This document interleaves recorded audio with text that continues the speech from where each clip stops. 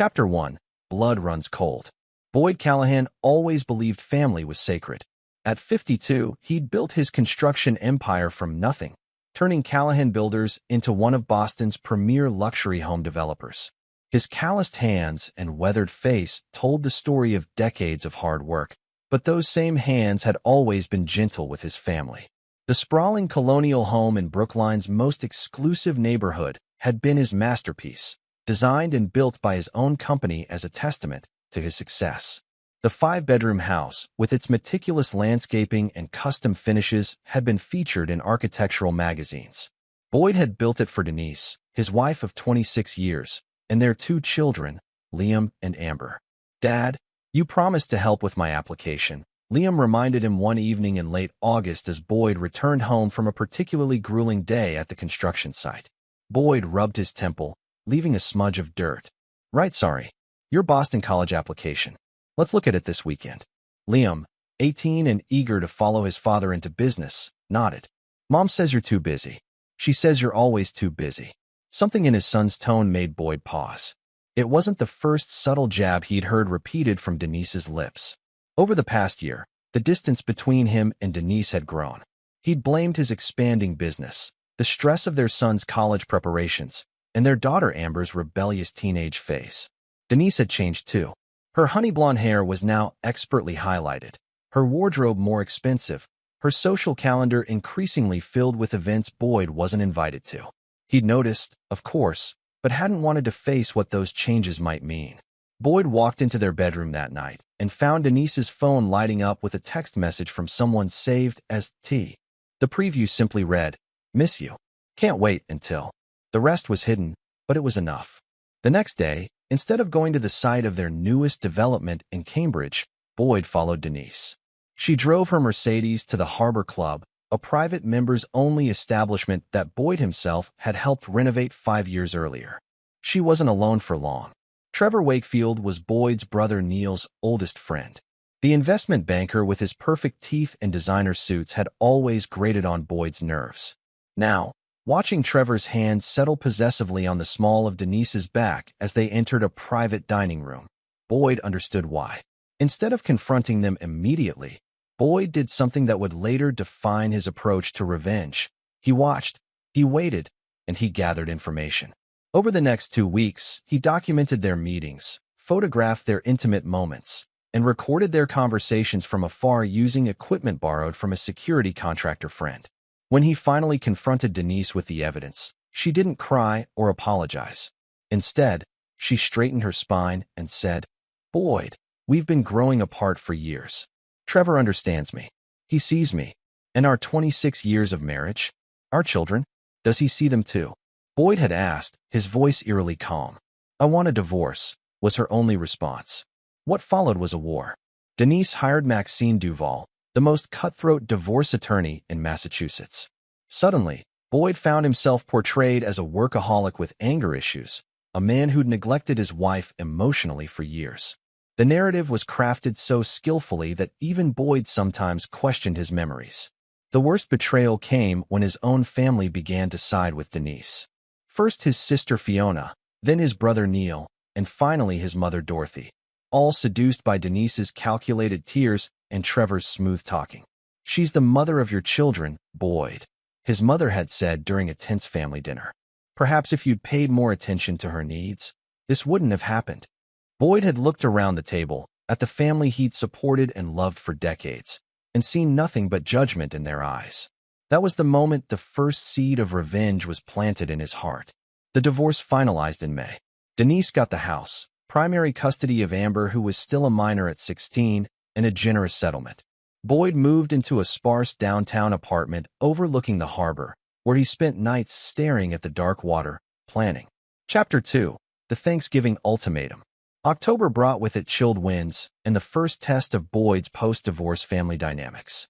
Liam visited his downtown apartment, clearly uncomfortable with the sparse furnishings and bachelor pad atmosphere. "Dad, you should get some actual furniture," Liam said, perching awkwardly on one of only 2 chairs in the living room. Boyd smiled thinly. "I'm rarely here. How's your mother?" An uncomfortable silence followed. "She's good. She and Trevor are talking about opening an interior design firm. Mom's always had a good eye for that stuff. Boyd's jaw tightened. With what capital? Liam looked away. I think Uncle Neil is investing. And Grandma. The betrayal cut deeper. His own family was financing his wife's new business venture with her lover. Boyd changed the subject, but the information festered. As November approached, Boyd received a text from his sister Fiona. Family Thanksgiving at Mom's as usual. Denise and the kids will be there. Mom says you're welcome to come if you can be civil. No scenes, Boyd. He called her immediately. What do you mean, no scenes? I've never made a scene in my life. Fiona's sigh was heavy with condescension. Look, we all know you're still bitter about the divorce. But it's been 6 months, and frankly, Denise is still family. The kids need both their parents, and Mom needs all her children. You can come, as long as you keep your mouth shut and don't pull one of your pathetic displays of temper. Boyd's hand tightened around his phone. Let me get this straight. My ex-wife who cheated on me is welcome without conditions, but I need to behave myself. Trevor will be there too, Fiona added, as if it were an afterthought. He's been really helpful with Mom's investment portfolio, and Boyd cut her off with a bitter laugh. Don't worry. I'd rather eat with strangers than sit with traitors. The weeks before Thanksgiving revealed more betrayals. Boyd learned that Trevor had been meeting with his mother weekly, helping with her finances. His brother Neil and Trevor had started playing golf together regularly. His daughter Amber had been posting social media photos with Trevor captioned, "Sunday Fun Day with the coolest almost stepdad." Each discovery was methodically noted in the leather-bound notebook Boyd had started keeping. He didn't rage or drink himself into oblivion like colleagues had suggested. Instead, he recorded, researched, and remembered. The day before Thanksgiving, Boyd received a call from his mother. "Boyd, darling. Fiona tells me you're not coming tomorrow." "That's right, Mom. I'm not welcome under your conditions." Dorothy Callahan's voice hardened. "Don't be dramatic. We're just trying to maintain peace. Trevor has been so generous with his time, helping me sort out my investments. Did you know he's increased my portfolio by 15% this year alone?" Boyd closed his eyes. "Mom, are you really falling for this? The man who helped destroy my marriage is now managing your money." "That's exactly the attitude we're trying to avoid at dinner," she snapped. "Your marriage was failing long before Trevor. Denise has explained everything." "I'm sure she has," Boyd said quietly. "Enjoy your Thanksgiving." After hanging up, he made his first real move toward revenge. He called Vince Moretti, an old friend from his early construction days who now ran a private security firm. "I need information," Boyd told him. "Everything you can find on Trevor Wakefield, financial records, personal history, the works. And I need surveillance on my family, all of them." On Thanksgiving Day, while his family gathered without him, Boyd sat in his sparse apartment eating a microwave dinner. His phone buzzed with a message from Liam, showing the family around his mother's table. Denise was seated in Boyd's usual place at his mother's right hand. Trevor sat beside her, his arm casually draped over the back of her chair. Everyone was smiling. The caption read, "Wish you were here, Dad. Family isn't the same without you." Boyd studied the photo intently, noting who sat where, who was smiling genuinely, who looked uncomfortable. Then he texted back, "Enjoy your dinner, son. Things will be different next year. I promise you that." Chapter 3, The Breaking Point. 5 days after Thanksgiving, Boyd's carefully contained anger finally erupted. The catalyst was a seemingly innocent lunch with his mother at her country club. "I've been meaning to discuss something with you," Dorothy said as they finished their salads. At 76, she remained elegant and sharp, her silver hair impeccably styled. "I'm updating my will." Boyd nodded. Estate planning was sensible at her age. "Do you need a recommendation for an attorney? I know several good ones." "Oh, Trevor has already connected me with someone excellent." Dorothy waved dismissively. "That's not why I'm telling you. I wanted to prepare you for some changes." Boyd felt a chill. "What kind of changes?" Dorothy straightened her napkin. "I've decided to leave the lake house to Denise. She's always loved it, and she's promised to keep it in the family for Liam and Amber." The lake house in New Hampshire had been in the Callahan family for 3 generations. Boyd had spent every summer of his childhood there and had renovated it himself 10 years ago. "You're leaving my grandfather's house to my ex-wife." Boyd kept his voice low, but his hands were shaking. "She's still the mother of my grandchildren," Dorothy replied defensively. "And frankly, Boyd, you have plenty." The construction business, your investments. Denise is starting over. Starting over with the man she cheated with, using family money, Boyd said. Mom, can't you see what's happening? They're manipulating you. Dorothy's face hardened. That's exactly the kind of accusation that's driven this family apart. Trevor has been nothing but helpful. He's increased my investment returns substantially. May I see the statements? Boyd asked. That's private, Boyd. You don't trust anyone anymore. As they parted, Boyd kissed his mother's cheek mechanically. I hope you know what you're doing. That evening, Vince Moretti called with his preliminary findings. You're not going to like this, Boyd. Tell me. Your brother Neil has taken out a second mortgage on his house. Nearly $300,000. The money went directly to a new business entity called Porter Designs. Porter was Denise's maiden name. Boyd felt his blood pressure rising. Continue. Your sister Fiona has invested $150,000 from her retirement account into the same company. And your mother? Vince paused. Your mother has made Trevor the co-trustee on her living trust. He now has signing authority on all her accounts. Boyd sat in silence, absorbing the information. There's more, Vince continued. Trevor Wakefield isn't who he claims to be. His real name is Trevor Wilson. He changed it 15 years ago after some questionable investment schemes in Florida. Nothing that led to charges, but enough that he wanted a fresh start.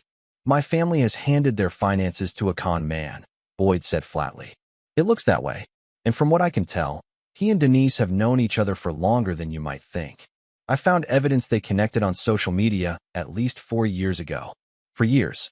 The betrayal had been happening under his roof for 4 years.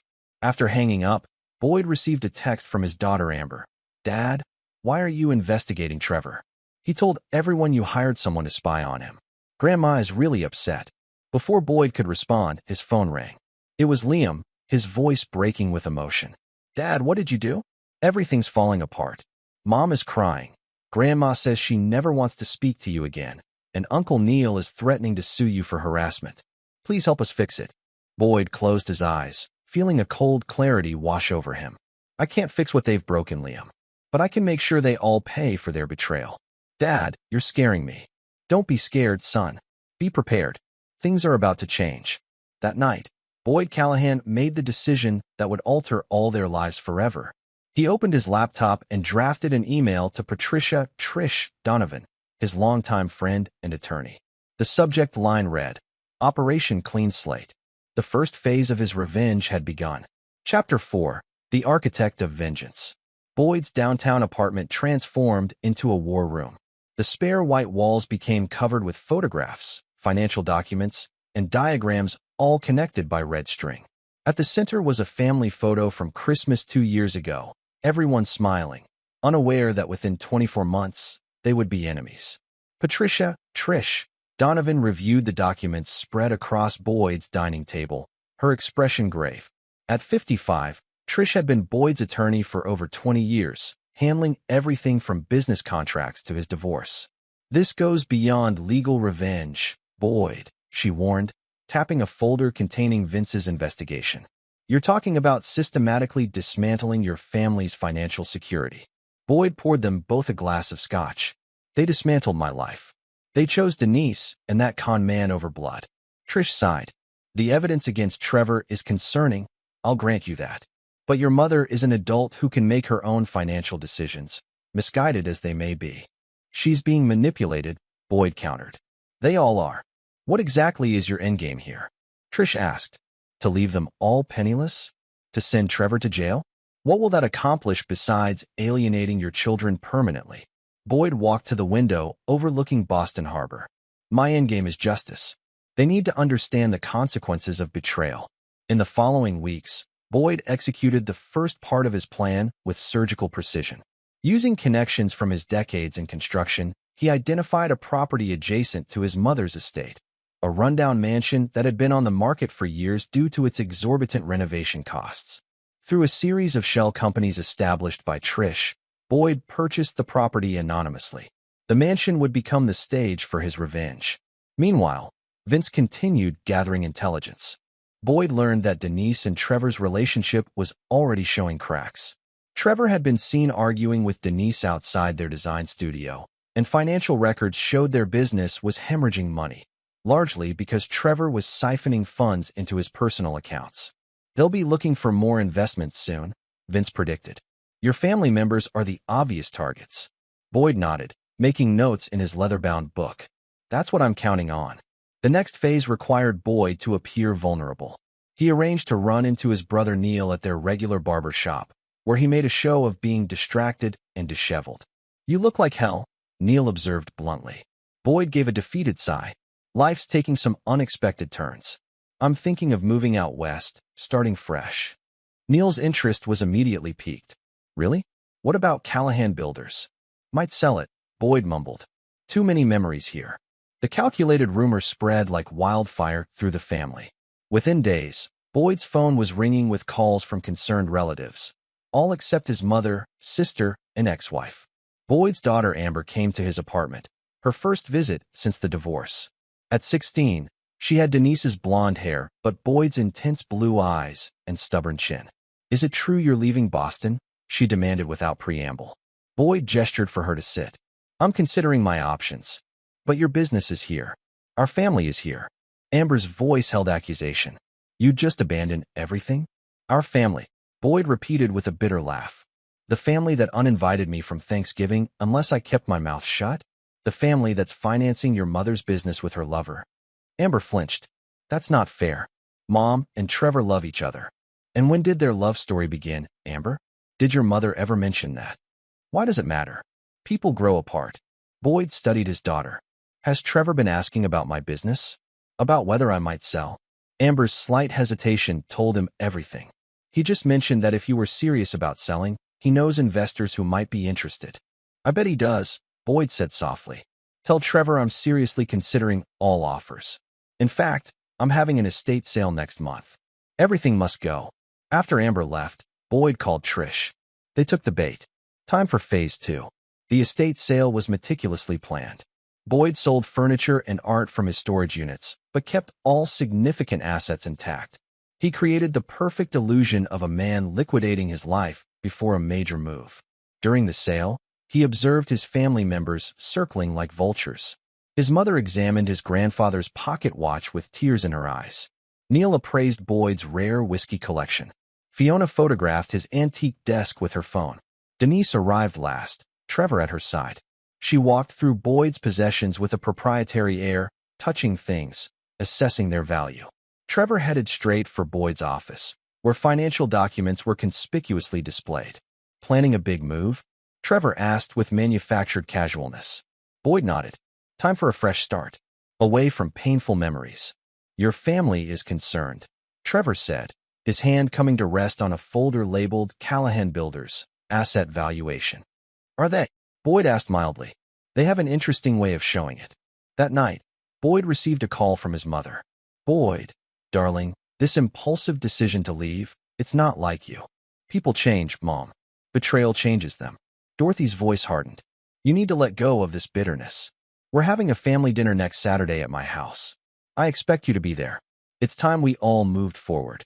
Who will be attending this reconciliation dinner? Boyd asked, already knowing the answer. Everyone. Neil and his wife, Fiona and Henry, the children, Denise and Trevor. It's time this family healed. Boyd allowed a long pause. I'll be there, Mom. You're right. It's time everyone faced the truth. After hanging up, Boyd looked at the elaborate model on his dining table, a perfect replica of his mother's house with detailed annotations. Beside it sat architectural plans for extensive modifications he'd been making to the mansion next door. Phase 3 begins Saturday, he told Vince, who was uploading the latest surveillance photos. Is everything in place? Vince nodded grimly. Everything. But Boyd, once you do this, there's no going back. Your family will never forgive you. Boyd's smile was cold. That's the idea. They think they've seen my worst. They haven't seen anything yet. Chapter 5, The Web Titans. The week before the family dinner, Boyd accelerated his plans. The mansion adjacent to his mother's estate underwent rapid transformation. Construction crews worked around the clock, supervised by Boyd's most trusted foreman, Miguel Santos, who believed they were preparing for a surprise film shoot. The technical specifications are very precise, Mr. Callahan, Miguel noted, reviewing the unusual modifications to the century-old ballroom. These aren't standard renovations. It's a special project, Miguel. Everything needs to be exactly as designed. Boyd supervised the installation of state-of-the-art audiovisual equipment, one-way mirrors, and a sophisticated security system with remote locking capabilities. Meanwhile, Boyd cultivated his appearance of vulnerability. He met with a real estate agent at a popular lunch spot where he knew Neil's colleagues would see them. He visited his doctor complaining of chest pains, ensuring the information would filter back to his mother through her bridge partner, who worked as a nurse. He even called Liam, sounding distracted and emotional, hinting at major life changes. Each calculated move strengthened his family's belief that Boyd was unraveling. The more they underestimated him, the more effective his revenge would be. 3 days before the dinner, Boyd invited Trevor to meet at an upscale bar downtown. Trevor arrived looking confident in his tailored suit, his handshake firm. "Boyd, good to see you," he said with practiced sincerity. "I was surprised to get your call." Boyd gestured to the bartender for 2 whiskeys. "I figured it was time we talked man to man. You're practically family now." Trevor's smile didn't reach his eyes. "I appreciate that. Denise and I never wanted bad blood." "Of course not," Boyd agreed, sliding a folder across the bar. "That's why I wanted to discuss this with you first. I'm considering your investment group's interest in Callahan Builders." Trevor couldn't hide his surprise or his greed. He opened the folder to find financial statements showing Callahan Builders' holdings, deliberately inflated by Boyd's accounting team. "These numbers are impressive," Trevor said, studying the documents. "I wasn't aware the company had expanded into commercial properties in Cambridge." "Recent acquisitions," Boyd lied smoothly. "I'd like to keep this conversation between us for now. Family emotions run high around the business." Trevor nodded eagerly. "Absolutely. Discretion is paramount in these matters." They spent an hour discussing details, with Boyd feeding Trevor carefully crafted misinformation about his company's assets. As they parted, Boyd mentioned casually, "I'm looking forward to Mom's dinner on Saturday. It'll be good to clear the air." "Denise is anxious about it," Trevor admitted. "She's afraid you might make things uncomfortable." Boyd clapped him on the shoulder. "Ancient history. I'm focused on the future now. In fact, I'm bringing a surprise announcement to dinner." The bait was set. As Boyd predicted, Trevor immediately called Denise from the bar. Through Vince's surveillance, Boyd listened to their conversation. "He's selling the business," Trevor told Denise excitedly. "The valuation is much higher than we thought. And get this, he's making some kind of announcement at Dorothy's dinner." "What kind of announcement?" Denise sounded suspicious. "He didn't say, but he seems different. Subdued. Like he's given up fighting." "Boyd doesn't give up," Denise said. "He's planning something." "You're paranoid," Trevor dismissed her. "He's a broken man selling his assets before running away. This is our opportunity." Boyd smiled as the recording ended. Denise still knew him better than the others. She was right to be suspicious, but even she couldn't imagine what he had planned. The day before the dinner, Boyd met with Trish to finalize the legal aspects of his revenge. "These documents are legally binding," Trish warned, sliding the heavy folder across her desk. "Once executed, the financial consequences for your family will be severe." "They made their choices," Boyd said, signing each page without hesitation. "Now they'll live with the results." "And your children?" Trish asked softly. "Liam and Amber are innocent in this." Boyd paused, pen hovering over the final document. "No one is innocent. They chose sides. Even my children believed Denise's lies." Saturday morning dawned clear and cold. Boyd dressed meticulously in a charcoal suit tailored to perfection. In his breast pocket, he carried a small remote control custom designed by Vince's technical team. He arrived at his mother's estate 30 minutes early. Dorothy answered the door herself, surprise evident on her face. "Boyd, you're early. I thought we could talk privately before everyone arrives," he said, kissing her cheek. The familiar scent of her perfume momentarily weakened his resolve. This was his mother, who had bandaged his scraped knees and celebrated his successes. But she had also betrayed him for a con man's smooth promises. In the elegant living room, Boyd accepted a glass of sherry. "Beautiful as always, Mom. You've always had impeccable taste." Dorothy studied him warily. "You seem different today." "I've made peace with certain realities," Boyd said, swirling the amber liquid in his glass. "Life is too short for bitterness." Relief softened her features. "I'm so glad to hear that." This feud has been tearing our family apart. Yes, Boyd agreed. Family is everything. That's actually why I wanted to speak with you first. I've made some decisions about my future, about the business. Dorothy leaned forward eagerly. Trevor mentioned you might be selling. Is that true? The casual mention of Trevor's name in relation to his business confirmed everything. Boyd smiled thinly. I've been exploring options. Actually, I've purchased a property nearby. Right next door, in fact. The old Harrington estate. Dorothy looked startled. But it's a tear-down. Not anymore, Boyd said enigmatically. I've made some improvements. In fact, I was hoping to host dinner there tonight. A fresh start in a neutral location. I've had it catered. Dorothy hesitated. Everyone is expecting dinner here. It would mean a lot to me, Mom, Boyd said, injecting vulnerability into his voice. A chance to show everyone I'm moving forward positively. After a moment's consideration, Dorothy nodded. All right, I suppose a change of venue might help create a new atmosphere. As the family arrived, Dorothy explained the change of plans. Neil and Fiona exchanged suspicious glances but agreed to follow in their cars. Denise arrived with Trevor, her expression tense despite her elegant appearance.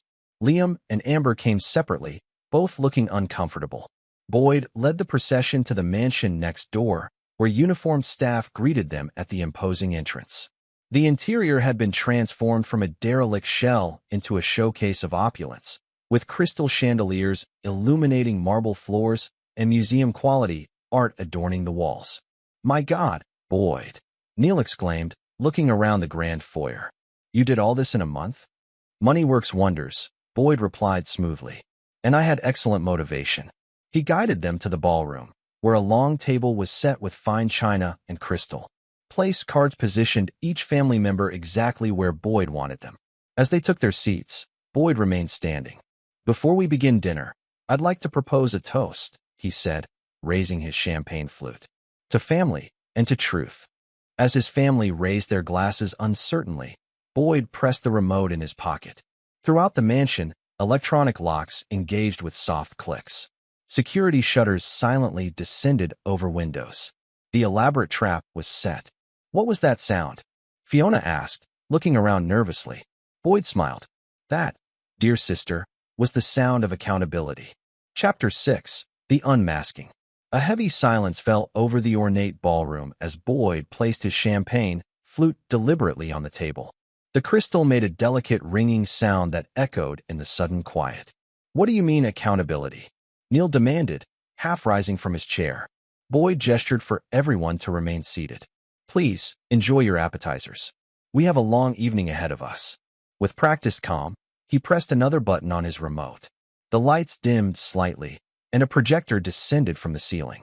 On the wall behind Boyd, a family photo appeared, the same Christmas picture that had centered his war room. 2 years ago, Boyd began, his voice measured and calm. We were a family. Imperfect, perhaps, but united. Tonight, I want to explore what changed.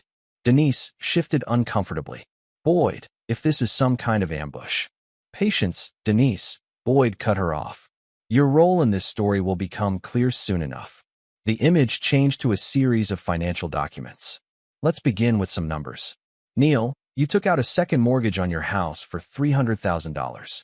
Fiona, you withdrew $150,000 from your retirement account. Mom, you changed your will and made Trevor co-trustee of your living trust. The family exchanged alarmed glances. How did you get this information? Neil demanded. That's your concern? Not that you mortgaged your children's future to invest in a failing business. Boyd asked coolly. Porter Designs is not failing. Denise protested. Boyd clicked to the next slide, showing balance sheets. Current debt, $427,000. Revenue in the past quarter, $42,000. At this burn rate, you'll be bankrupt within 6 months. Trevor stood up abruptly. This is private business information. You have no right. Sit down, Trevor. Or should I call you by your real name? Trevor Wilson. The color drained from Trevor's face. Behind him, a series of newspaper clippings appeared on the screen, detailing investment schemes in Florida circa 2006. You changed your name 15 years ago after several of your clients filed complaints with the SEC, Boyd continued. No charges were filed, but you left town under a cloud of suspicion. New name, new city, same old scams. Dorothy turned to Trevor, shock evident on her face. Is this true? Trevor forced a laugh. These are ancient history, taken out of context. Boyd is manipulating the facts because he can't accept that Denise chose me. Did she? Boyd asked quietly. He clicked to another screen showing social media messages between Trevor and Denise dated 4 years earlier. Your affair didn't begin after our marriage was struggling. It caused our marriage to struggle. Gasps filled the room. Amber looked at her mother with dawning horror. Mom? 4 years ago? I was 12. Denise's composure cracked. It wasn't like that. We were just friends then. Boyd clicked to more messages, these more explicit.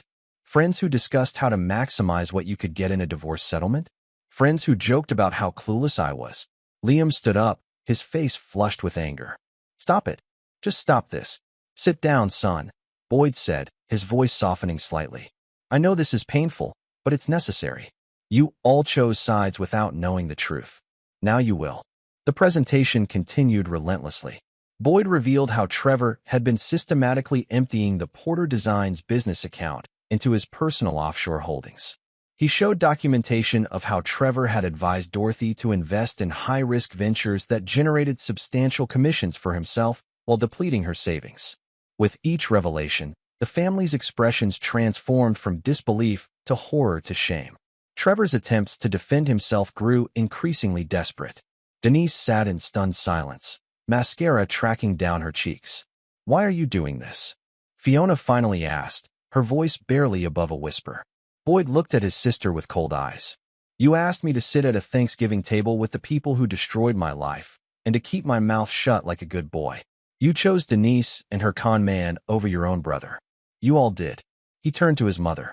You were changing your will to leave my grandfather's lake house to the woman who betrayed me. The house where I spent every childhood summer.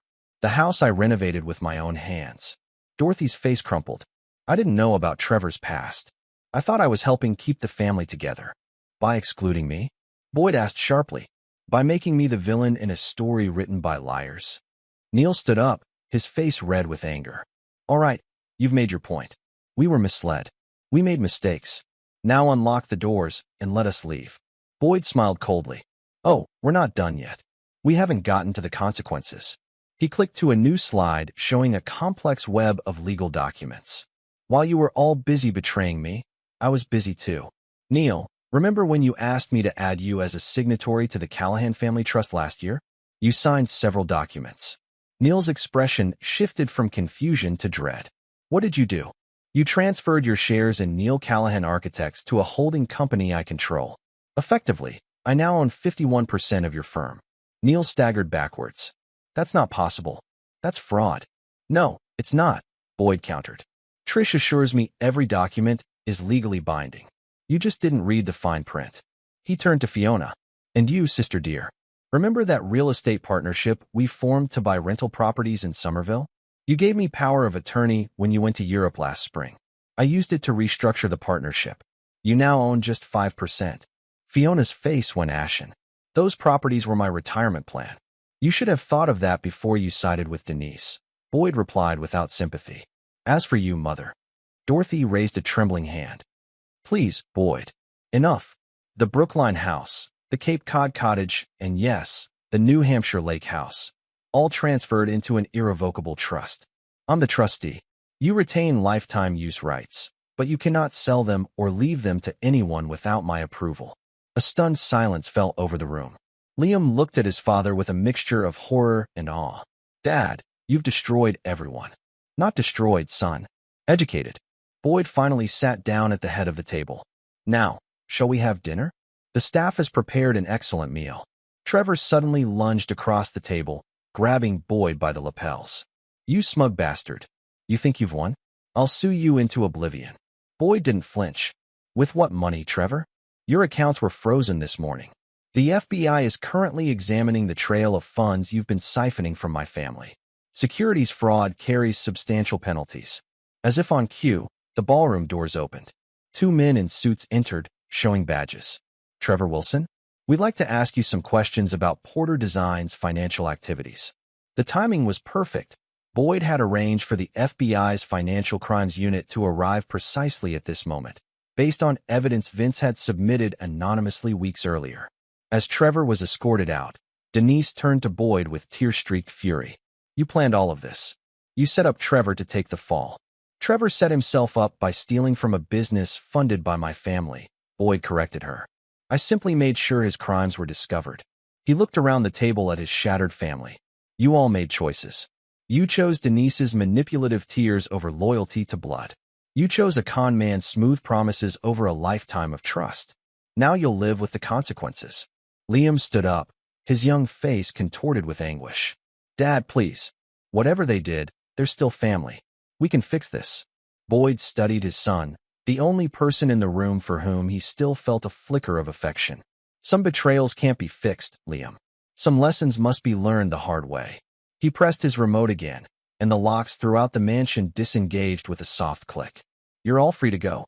The legal documents outlining your new financial realities have been sent to your respective email addresses. I suggest you consult with attorneys, though not with Trish, as she represents me." As his stunned family filed out, Dorothy paused beside Boyd. Her hand trembled as she reached for his face. "I failed you as a mother. I see that now." For a moment, Boyd felt his resolve waver. Then he remembered Thanksgiving without him, his family laughing with his wife and her lover while he sat alone. "Yes," he said simply.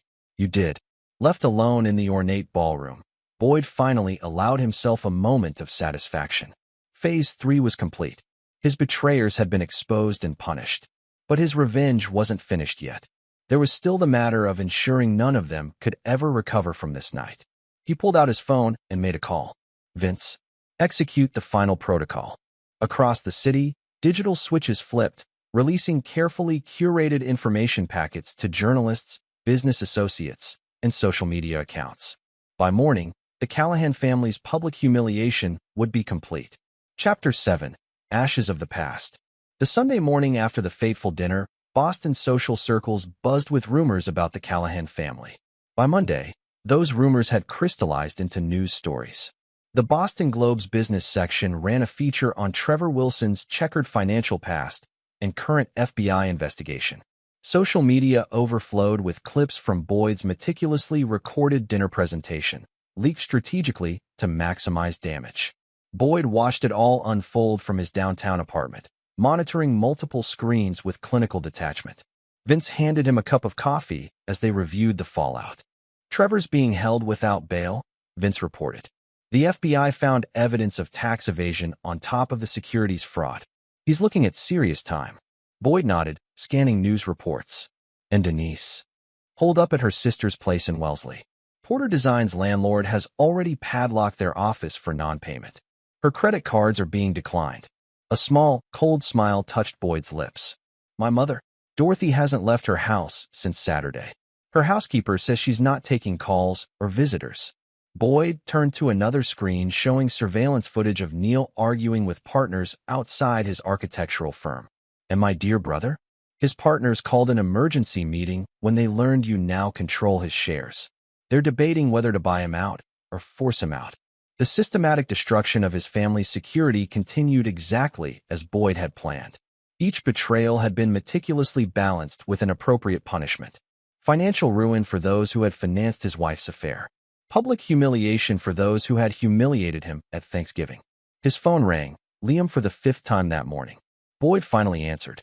"Dad." Liam's voice sounded raw, as if he'd been crying. "Everything's falling apart. Mom's a mess. Grandma won't get out of bed. Uncle Neil might lose his firm. You have to help us fix this." "Why would I do that?" Boyd asked calmly. "Because they're family." Liam cried. "Whatever they did, this punishment is too extreme." "Is it? They watched me lose everything. My wife, my home, my position in the family. They not only took Denise's side, but financed her new life with her lover. They made me an outcast and called it moving forward. Now they know how it feels." Liam's voice dropped to a whisper. "What about Amber and me? We're collateral damage in your revenge." For the first time, Boyd felt a twinge of doubt. His children had been manipulated by Denise, true, but they were young and easily influenced. Had he been too harsh? The moment of weakness passed as he remembered Amber's social media posts with Trevor, coolest almost stepdad, and Liam's silence during family gatherings where Boyd was excluded. You both made choices too, Boyd said firmly. Actions have consequences, son. That's the lesson here. So what happens now? Liam asked, his voice hollow. Now you all live with the new reality. Your mother can find a job like anyone else. Neil and Fiona can deal with their financial losses. And you and Amber can decide what kind of relationship you want with me going forward, if any. After hanging up, Boyd stared at the city skyline. The revenge he'd plotted for months was unfolding perfectly, yet the satisfaction felt hollow. He'd expected triumph, vindication. Instead, he felt nothing. The doorbell rang. Boyd checked the security monitor to see Amber standing in the hallway, her face tear-stained. For a moment, he considered not answering. Then, reluctantly, he buzzed her in. Amber burst through the door, her teenage composure completely shattered. How could you? She demanded, her voice breaking. Grandma is devastated. She might lose her house. She won't lose her house, Boyd corrected calmly. I specifically structured the trust to ensure she has lifetime use rights. She simply can't sell it or leave it to anyone without my permission. That's supposed to make it better? Amber's voice rose hysterically. Mom's bank accounts are frozen. We don't even have grocery money. Boyd walked to his safe, opened it, and removed an envelope containing cash. $5,000. Enough for immediate needs. Your mother can contact me about a monthly stipend until she finds employment. Amber stared at the envelope, then knocked it from his hand, sending bills fluttering to the floor. We don't want your blood money. We want our family back. The family betrayed me, Boyd said flatly. They chose sides without knowing the truth, and now they're facing the consequences. So punish Mom and Trevor. Punish Uncle Neil and Aunt Fiona if you have to. But Grandma? She's 76 years old. This could kill her. Boyd's face remained impassive, though something twisted painfully in his chest. She'll survive. Callahans are resilient. Amber looked at her father with genuine bewilderment. I don't even know who you are anymore. The dad I knew wouldn't destroy his entire family for revenge. The father you knew died the day his family sided with his cheating wife, Boyd replied coldly. This is who I am now. Take the money or don't. Your choice. After Amber left, Boyd poured himself a glass of scotch and returned to the window. The city continued its rhythms below, indifferent to the Callahan family drama. For the first time, doubts crept into Boyd's mind. Had he gone too far? The look in Amber's eyes haunted him, not anger or even fear, but disappointment, as if she'd lost all respect for the man she once adored. Boyd pushed the thought away. Weakness had cost him everything once before. He wouldn't make that mistake again. The plan would continue. The next phase began that evening with a carefully orchestrated encounter at the exclusive Suffolk Club. Boyd arranged to be seated near Maxwell Porter, Denise's older brother, who had flown in from Chicago to help his sister. Boyd, Max acknowledged stiffly when they inevitably crossed paths at the bar.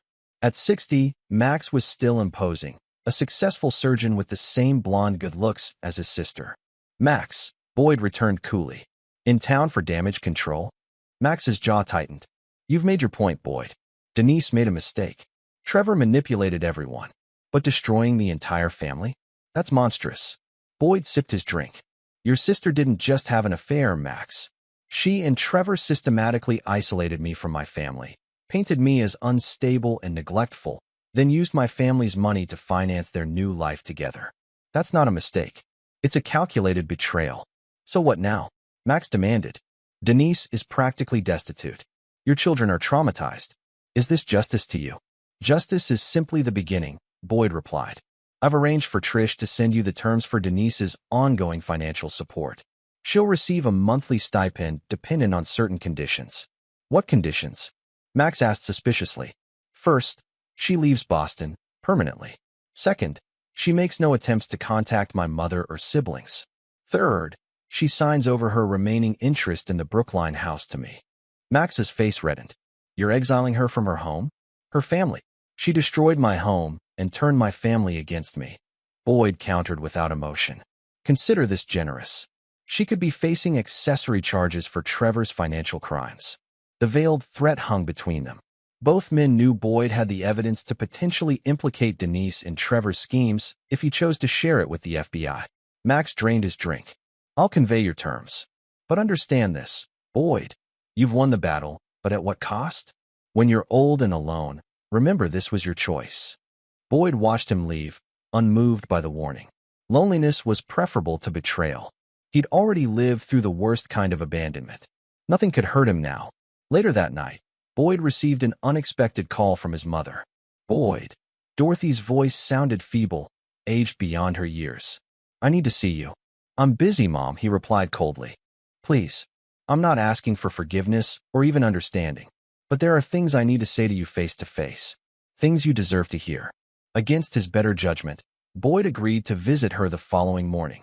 Dorothy's elegant Brookline home, once the center of Callahan family gatherings, felt like a mausoleum. The curtains were drawn, leaving the rooms in shadow. Dorothy herself looked diminished, her usual perfect appearance replaced by a wrinkled blouse and uncombed hair. You look terrible, Boyd observed bluntly. I haven't been sleeping, she admitted, leading him to the living room. Guilt is an effective insomnia treatment. They sat across from each other awkwardly. Boyd noticed her hands trembling. I spoke with Maxine Duval yesterday, Dorothy said finally. Boyd raised an eyebrow. Maxine had been Denise's divorce attorney. Why? I wanted legal advice about my situation. She told me something interesting. Dorothy met Boyd's eyes directly. She said Denise originally wanted a fair settlement. Equal assets, shared custody. It was Trevor who pushed her to go for maximum damage. Boyd scoffed. And you believe that? Denise could have chosen differently at any point. Yes, she could have. We all could have. Dorothy's voice strengthened. I'm not excusing what any of us did, Boyd. I'm trying to understand how I failed so completely as a mother. By believing Denise's lies. By welcoming her lover into our family. By changing your will to benefit the woman who destroyed your son's marriage. Dorothy nodded, accepting each accusation. Yes, all of that. But my greatest failure was forgetting who you are, who you've always been. You built your business from nothing. You supported this family through every crisis. You renovated this house when we couldn't afford repairs. Tears slipped down her lined cheeks. How did I forget all that for a smooth-talking financial advisor who appeared out of nowhere? What kind of mother betrays her own son? The raw pain in her voice pierced Boyd's carefully constructed armor. For a moment, he saw not his betrayer but his mother, the woman who had nursed him through childhood illnesses, who had believed in him when no one else did. The moment passed. Boyd hardened his heart against her tears. It doesn't matter anymore. What's done is done. Will you ever forgive me? Dorothy asked quietly. Boyd stood to leave. No, Mom. I won't. Trust, once broken, cannot be repaired. You chose Denise over me. Now you'll have neither of us. As he walked to the door, Dorothy called after him. I've always been proud of you, Boyd. Even now, when you're punishing us all, I recognize your brilliance. You are exactly like your father, unstoppable when wronged. Boyd paused but didn't turn around. His father had been dead for 20 years, but the comparison struck home. Malcolm Callahan had been a hard man, demanding perfection and unforgiving of betrayal. Boyd had spent his life trying not to become his father. Yet here he was, systematically destroying his family for vengeance. For one brief moment, doubt clouded his resolve. Then he remembered the Thanksgiving dinner without him. The family gathered around Trevor and Denise while he sat alone in his empty apartment.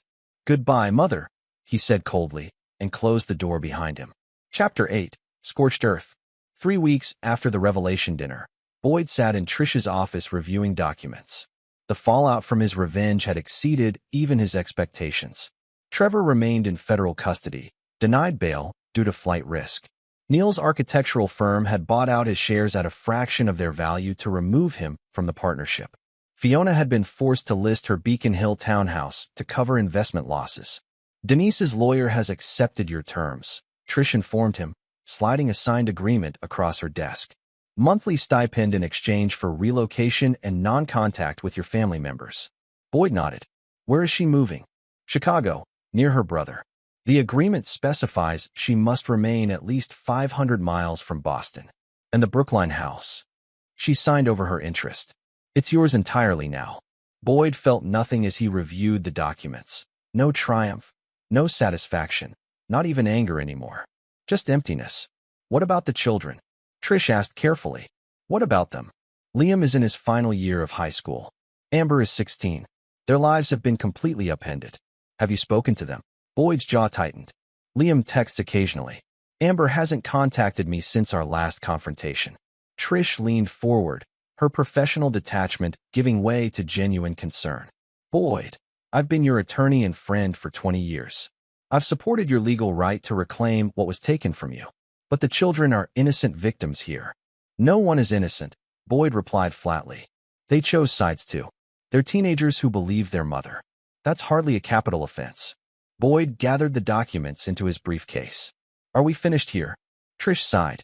Legally, yes. But Boyd, when your revenge is complete and everyone who hurt you has been punished, what then? What will you have left? The question followed Boyd as he drove to his newest acquisition, the Brookline house where he had raised his family. Standing in the empty foyer, memories assaulted him from every corner. Liam taking his first steps across the polished hardwood floor. Amber sliding down the banister despite repeated warnings. Denise decorating the massive Christmas tree that always stood in the front window. Boyd moved through the rooms methodically, noting repairs needed and changes he planned to make.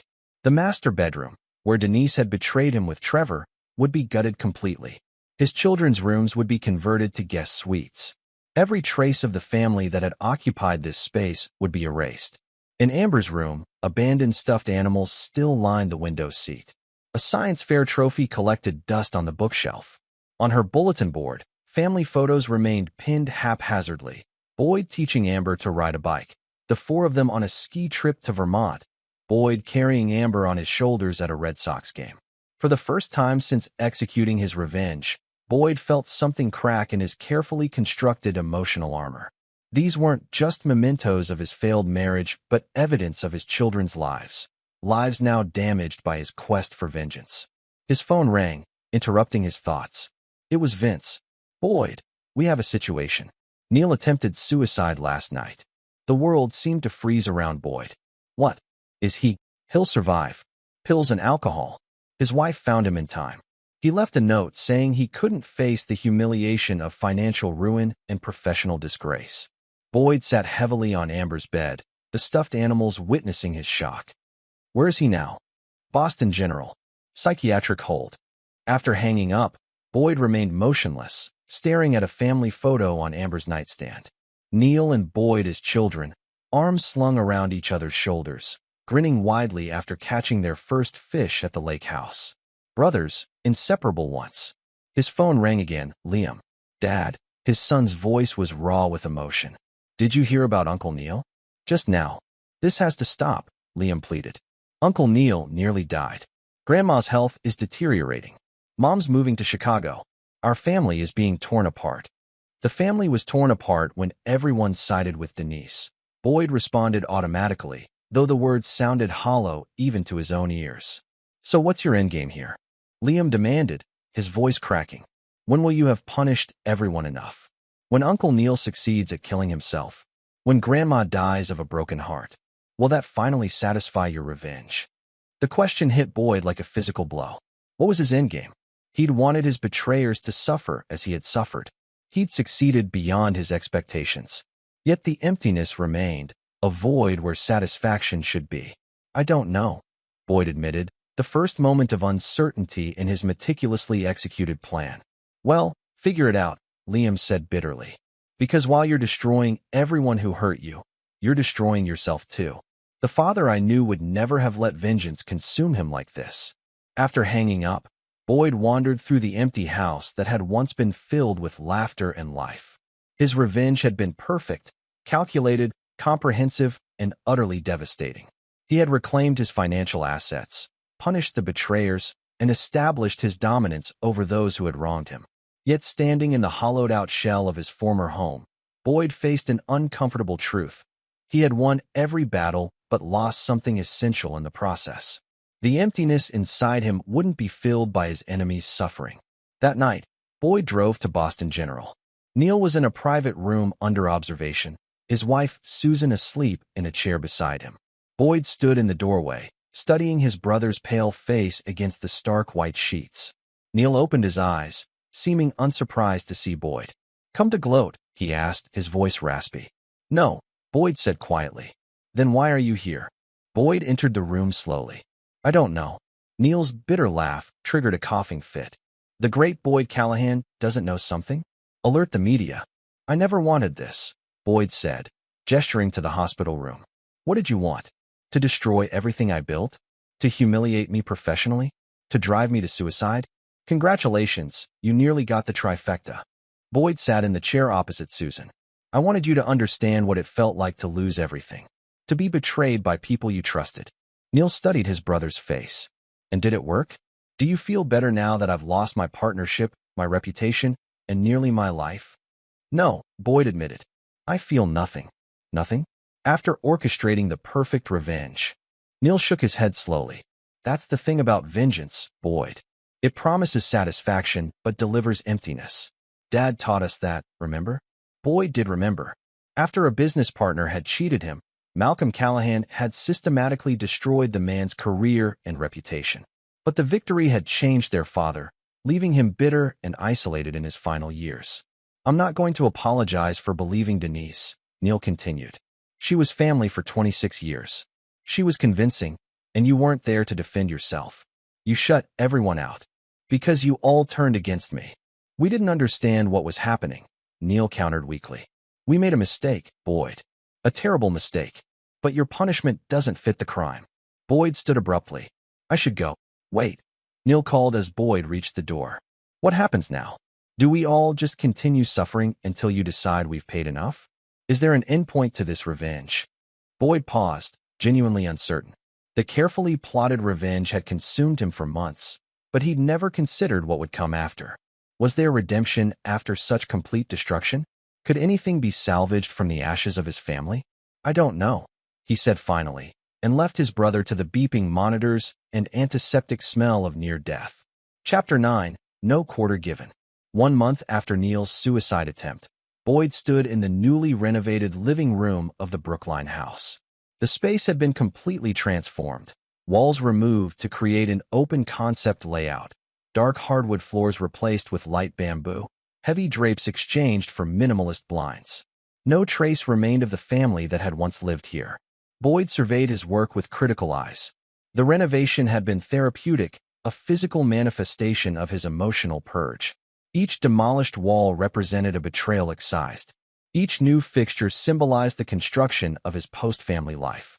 His phone buzzed with a text from Trish. Meeting set with Dorothy's attorney tomorrow at 10. Are you sure about this? Boyd replied, entirely sure. The final phase of his revenge was nearly complete. Dorothy had requested changes to the irrevocable trust controlling her properties, hoping to ensure Liam and Amber would eventually inherit the family lake house. Boyd had let her believe he might be softening, might be willing to compromise. Tomorrow, he would dash those hopes completely. His phone rang. Amber. Boyd hesitated before answering. Their last conversation had ended with his daughter storming out, declaring she never wanted to see him again. Hello, Amber. Dad. Her voice sounded small, lacking its usual teenage defiance. I need to talk to you. I'm listening. In person. Please. It's important. Against his better judgment, Boyd agreed to meet her at a cafe near her school. When he arrived, Amber was already seated in a corner booth, looking smaller and younger than her 16 years. Her blonde hair was pulled back in a simple ponytail, her face bare of makeup. You wanted to talk, Boyd said after ordering coffee. Amber took a deep breath. I'm not going to Chicago with Mom. This was unexpected. Where will you live? I want to live with you, Amber said, meeting his eyes directly. In the Brookline house. My home. Boyd studied his daughter carefully, looking for signs of manipulation or ulterior motive. Why the sudden change?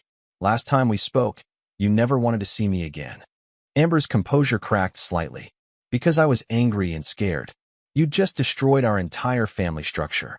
Mom was hysterical, Grandma was devastated, Uncle Neil.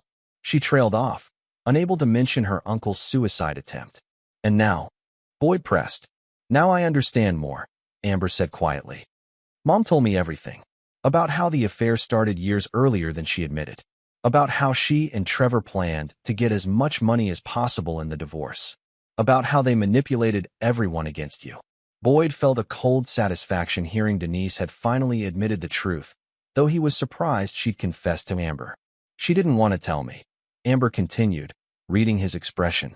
I found texts on her phone while helping her pack. When I confronted her, she broke down. She said she'd made terrible mistakes and ruined everyone's lives. And that made you decide to live with me instead? Boyd asked skeptically. Amber's eyes filled with tears. I decided because despite everything you've done, you're the only one who's been honest. Mom lied. Grandma lied. Everyone lied or hid things or manipulated the truth. You've been brutal, but never dishonest. The assessment startled Boyd. He'd expected many reactions from his children: fear, anger, resentment, but not this clear-eyed evaluation of his character. The house is completely different now, he warned. I've renovated everything. Your room is gone. I know. Liam told me. Amber shrugged. It doesn't matter. It's still my home. Our home. For the first time in months, Boyd felt something other than cold detachment or simmering rage. A small, fragile connection to the daughter he'd helped raise for 16 years. It wasn't forgiveness.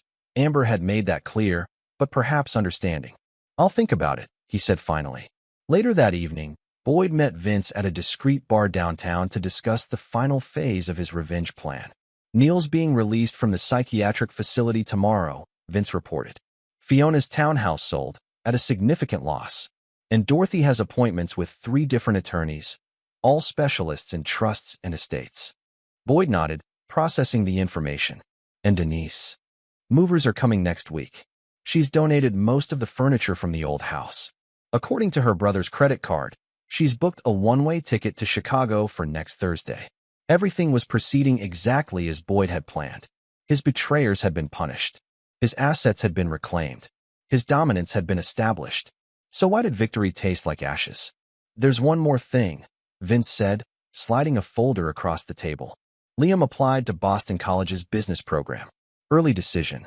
Boyd opened the folder to find his son's application essay. The title page read, The Legacy of Callahan Builders. Why I Want to Follow My Father's Footsteps. Where did you get this? Boyd asked, his voice suddenly hoarse. I have sources in the admissions office, Vince replied. Read it. The kid worships you, Boyd. Despite everything. That night, alone in his downtown apartment, Boyd read Liam's essay 3 times. His son wrote eloquently about growing up watching his father build a construction empire from scratch, about learning the value of hard work and integrity, about dreaming of one day taking over the family business. My father taught me that a man's word is his bond, Liam had written. That quality work speaks for itself. That family is the foundation upon which everything else is built. Boyd closed the folder, his hands trembling slightly. The essay had been written before the revenge, before the systematic destruction of their family. Would Liam write the same words now? The next morning, Boyd arrived at Trish's office for the meeting with Dorothy's attorney. His mother sat rigidly in a visitor's chair, her appearance once again impeccable, though her face showed new lines of strain. Boyd, she acknowledged tersely. Mother. Trish and Dorothy's attorney, a silver-haired man named Richard Pembroke, exchanged uncomfortable glances. Shall we begin? Trish suggested. Mrs. Callahan has requested modifications to the irrevocable trust controlling her properties. Pembroke cleared his throat. My client is concerned about the future inheritance of her grandchildren.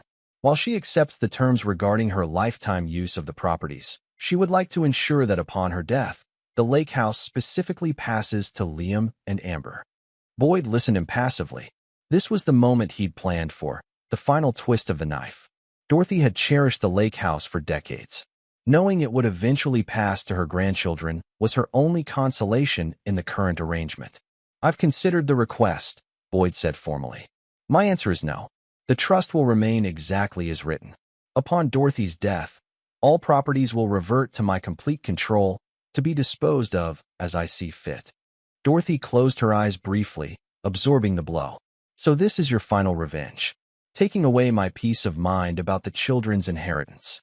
You were going to leave the lake house to Denise, Boyd reminded her coldly. You chose her over me. Actions have consequences. Yes, they do. Dorothy agreed, suddenly looking directly into Boyd's eyes. Your father learned that too late.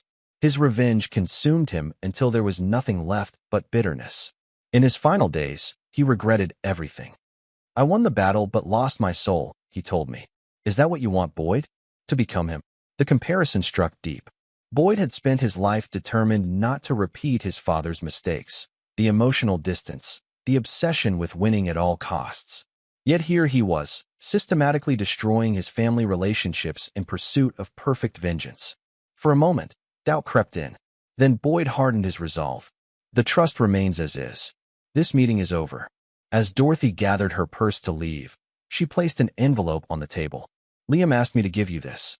Whatever you think of me, whatever punishment you still plan to inflict, remember that your children deserve better than to inherit this cycle of bitterness. After everyone left, Boyd opened the envelope to find a formal invitation. Boston College Department of Business Administration invites you to attend a special reception honoring early decision applicants and their families December 15th at 7 p.m. Liam had handwritten at the bottom, "I'd really like you to be there, Dad. Whatever's happened between you and everyone else, I'm still your son. I still want to follow in your footsteps." Boyd sat alone in Trish's conference room, the invitation in one hand, Dorothy's warning about his father echoing in his mind. The perfect revenge he'd constructed was complete. His betrayers had been punished. His assets had been reclaimed. His dominance had been established. Yet the victory felt hollow. Sitting in the aftermath of destruction, Boyd faced an uncomfortable truth. He had become exactly what he'd most despised, his father in his final bitter years, isolated and feared rather than loved. 2 days later, Boyd arrived at the Boston College reception alone. The elegant hall was filled with prospective students and proud parents. Boyd spotted Liam immediately, standing tall in a new suit, talking animatedly with a professor. Liam noticed him and froze momentarily before crossing the room. "Dad, you came. You invited me," Boyd said simply. They stood awkwardly among the celebratory crowd. "Have you decided about Amber?" Liam finally asked. "She can move in next week," Boyd said. "I've started preparing a room for her." Relief flashed across Liam's face. "Thank you. She needs stability right now." Boyd looked around at the other families, parents beaming with pride, siblings teasing each other, the normal dynamics of functional families. The contrast with his own shattered family was stark. "Is Mom here?" he asked, scanning the crowd. Liam shook his head. "She thought it would be too awkward. She leaves for Chicago tomorrow." Boyd nodded, suppressing the surge of satisfaction at the news of Denise's departure. "And Grandma. She wanted to come, but—" Liam hesitated. "She's not doing well, Dad. The stress of everything. It's affecting her health. Uncle Neil is staying with her for now." The information should have pleased Boyd. More evidence his revenge was effective. Instead, he felt a strange emptiness, a growing realization that his victory had come at too high a cost. "I read your essay," Boyd said abruptly, "about following in my footsteps." Liam looked away. "I wrote that before everything." "Did you mean it?" "About wanting to join the business someday." "I did then," Liam admitted. "Now, I'm not sure. The father I wrote about believed in family above all else. The man you've become." He trailed off. The words hit Boyd with unexpected force. In pursuing revenge against those who had betrayed him, he had betrayed his own principles, the very values he'd instilled in his children. What if? Boyd began, then stopped, uncertain how to proceed. What if that man still exists? Buried deep, perhaps, but not entirely gone. Liam studied his father carefully. Does he? Because the man I've seen these past months is consumed by revenge. He's systematically destroyed everyone who hurt him, including his own mother. Is that really who you want to be remembered as? The question hung between them, uncomfortably direct. Before Boyd could respond, a dean called for everyone's attention to begin the formal program. "I should join my group," Liam said, turning away. "Liam," Boyd called after him, "I'm proud of you. Whatever happens with our family, never doubt that." His son nodded once before disappearing into the crowd, leaving Boyd alone with thoughts he'd been avoiding for months. The following Sunday, Boyd drove to his mother's Brookline estate. Dorothy answered the door herself, surprise evident on her face. "Boyd, what are you doing here?" "We need to talk," he said simply. In her elegant living room, Boyd declined offers of tea or coffee. "This wouldn't be a social visit. I've been thinking about what you said," he began. "About Dad. About becoming him." Dorothy waited silently, her hands folded in her lap. "I won't change the trust," Boyd continued. "The properties remain under my control, but I've instructed Trish to add a codicil specifying that upon your death, the lake house passes to Liam and Amber in equal shares." Relief softened Dorothy's features. "Thank you, Boyd. I'm not doing it for you," he clarified coldly. I'm doing it for my children. They shouldn't lose their inheritance because of their grandmother's poor judgment. Dorothy accepted the barb without flinching. And what about Neil and Fiona? Will your vengeance against them continue as well? Neil's architectural firm will remain partially under my control. Fiona's real estate holdings similarly. I won't relinquish the leverage I've gained. So the revenge continues, Dorothy said softly. It's not revenge anymore, Boyd replied. It's protection. I won't allow them to betray me again. And me? What protection do you need from your aging mother? Boyd met her eyes directly. You chose Denise over me. You were changing your will to benefit the woman who destroyed my marriage. Trust, once broken, cannot be fully restored. Dorothy's eyes filled with tears. So there will never be forgiveness. Never reconciliation. No, Boyd confirmed without emotion. You made your choice. This is the consequence. As he rose to leave, Dorothy asked one final question. If Liam or Amber betrayed you somehow, would you cut them off just as completely? Would you punish them as severely? The question caught Boyd off guard. Would he? Could he apply the same ruthless standard to his children? They're different, he said finally. They're my children. And I'm your mother, Dorothy replied simply. Yet here we are. The observation followed Boyd as he drove to meet Amber at the Brookline house. His daughter was waiting on the front steps with a single suitcase. Is that all you're bringing? He asked, helping with her bag. Most of my stuff is already packed for Chicago, Amber explained. Mom says I can ship it back once I'm settled. Boyd led her through the renovated house, watching her reaction to the dramatic changes. Amber said nothing as she took in the transformed spaces, the removal of all traces of their former family life. Your room is upstairs, Boyd told her. First door on the right. I kept it simple so you can decorate it however you want. Amber nodded silently, climbing the stairs to her new bedroom. The space Boyd had prepared was indeed simple. White walls, basic furniture, none of the personal touches that had filled her old room. It's fine, she said flatly. It's just a room. Boyd felt a flicker of regret for the first time. In his determination to erase the past, he'd eliminated the warmth that had once made this house a home. We can change anything you don't like, he offered. Amber sat on the edge of the bed. Why are you letting me live here, Dad? Really? You're my daughter. And Mom is Grandma's daughter. Uncle Neil is her son. That didn't stop you from destroying them. The parallel to Dorothy's question was unsettling. That's different. Is it? Amber challenged. Or is it only different because I haven't betrayed you yet? What happens when I eventually disappoint you, Dad? Will you disown me too? Boyd had no answer. The ruthless logic he'd applied to his family's betrayal couldn't withstand the simple question from his teenage daughter. That night, Boyd sat alone in his study while Amber slept upstairs. The house felt different with his daughter's presence, less like a monument to revenge and more like a reminder of what had been lost. His phone buzzed with a text from Liam. Amber settled in okay? Yes, Boyd replied. Room needs work, but she's here. Good. Mom left for Chicago today. No one saw her off. The information should have pleased Boyd, Denise departing alone, abandoned by the family she'd manipulated. Instead, he felt nothing but emptiness. Grandma asked about you, Liam continued. She's hoping you might call someday. Boyd didn't respond to that. Some bridges couldn't be rebuilt. Some betrayals couldn't be forgiven. He'd made his choices, just as they had made theirs. In the months that followed, Boyd maintained his cold distance from his mother, brother, and sister. The financial structures he'd created remained in place, ensuring they would never again have the resources to hurt him. Trevor's trial for securities fraud proceeded, with Boyd providing detailed evidence to the prosecution. Denise remained in Chicago, receiving her monthly stipend in exchange for staying away from Boston and the Callahan family. Amber gradually settled into life with her father, though a careful distance remained between them. Liam visited regularly during his first semester at Boston College, slowly rebuilding his relationship with Boyd through shared interest in the construction business. The family Boyd had destroyed never recovered. The Thanksgiving table the following year held empty chairs where once his mother, brother, and sister had sat. Boyd hosted a small dinner for his children and a few business associates. No one mentioned the absent family members. After the guests left, Boyd stood at the window watching snow begin to fall on the darkened lawn. Amber appeared beside him, her reflection in the glass showing an expression beyond her 16 years. Was it worth it, Dad? She asked quietly. Destroying everyone who hurt you? Being right but alone? Boyd considered the question carefully. The betrayal had been real. The punishment had been justified.